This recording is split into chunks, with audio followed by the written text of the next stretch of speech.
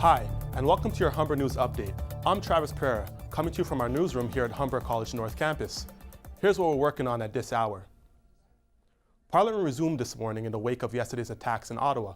Prime Minister Stephen Harper and his wife laid a wreath at the site of yesterday's shooting of Corporal Nathan Cirillo. At the National War Memorial in Ottawa, police say the shooter acted alone. They say after he shot Cirillo, he opened fire in the Hall of Honor in Centre Block and was killed either by RCMP or the Sergeant at Arms. Harper spoke this morning in the House of Commons to begin an emotional session.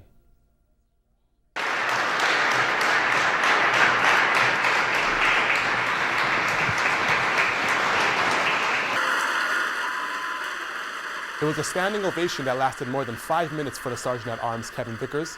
It's believed that Vickers brought down the gunman who killed Corporal Cirillo. The Prime Minister commended MPs for their behavior when Parliament was under attack. The stress that many of you faced yesterday was really beyond and above anything that any of us are really expecting to face. The session was a rare demonstration of solidarity in the House of Commons after his speech.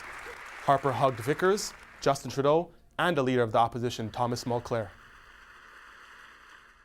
Hours after the attack last night, the Prime Minister went on national television to speak live to Canadians. Harper says Canada will not be intimidated by its enemies.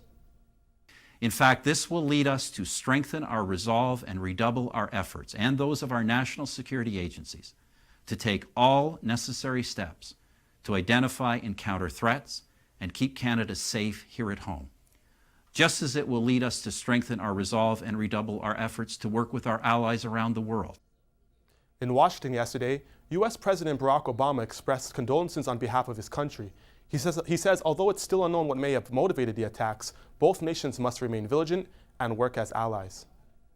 I pledged, as always, to make sure that our national security teams are coordinating very closely, given not only is Canada one of our closest allies in the world, but there are our neighbors and our friends. We'll have full reports and details of all the latest from Ottawa coming up in our 2 o'clock newscast. Stay with us.